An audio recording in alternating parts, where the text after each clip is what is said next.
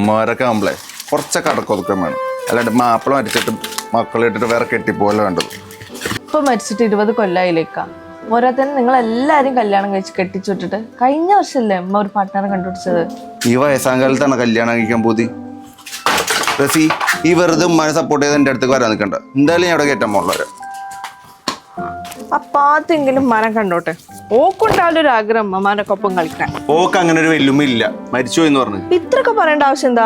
ഇക്കാണെങ്കിലും ഞാൻ മരിച്ചു കുറച്ചു കൊല്ലം കഴിഞ്ഞാൽ വേറെ കല്യാണം കഴിക്കൂലേ? അതിനർത്ഥം സ്നേഹമില്ലാന്നോ? എനിക്ക് അങ്ങനെ ഒരു പൂതിയില്ല. ഞാൻ വേറെ കെട്ടാനും പോലുള്ള. അത് ഇക്കാന്റെ POV. ഞാനാണ് ഈ സിറ്റുവേഷൻ എന്നുണ്ടെങ്കിൽ എന്തായാലും വേറെ കെട്ടാം.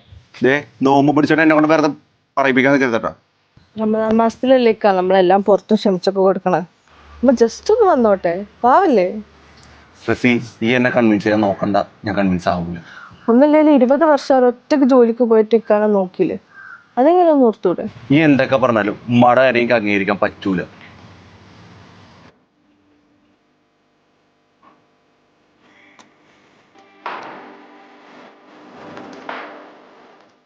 ബാങ്ക് കൊടുക്കണ്ട കേട്ടോ. ഞാൻ പറഞ്ഞു നീ ഇരിക്കല്ലേ? ഞാൻ അവിടെ നോക്കാം.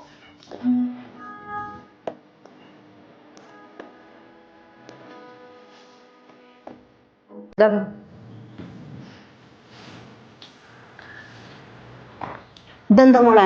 ഇത് കുമ്പായ കുമ്പൂച്ചയാണ്. ആ, നല്ല രസമുണ്ട്. പ്രോബയോട്ടിക് ഡ്രിങ്കാ. ഹെൽത്തി ആയതുകൊണ്ട് നമ്മൾ നോമ്പ് തുറക്കാതെ ഉപയോഗിക്കാം. വയറിനും നല്ലതാ. എങ്കാ കുടിച്ചു നോക്ക്. അല്ല, പുള്ളിക്ക് വേറെ കൊടുക്കാം.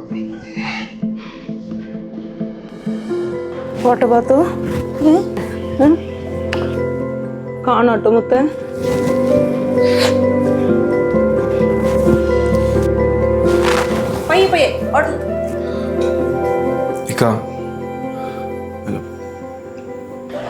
ഉപ്പ ഇടക്കൊക്കെ ഉമ്മാനായിട്ട് ഇങ്ങോട്ട് ഇറങ്ങട്ടാ.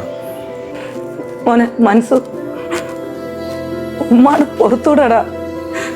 എന്റെ മോനല്ലേ. ഉമ്മ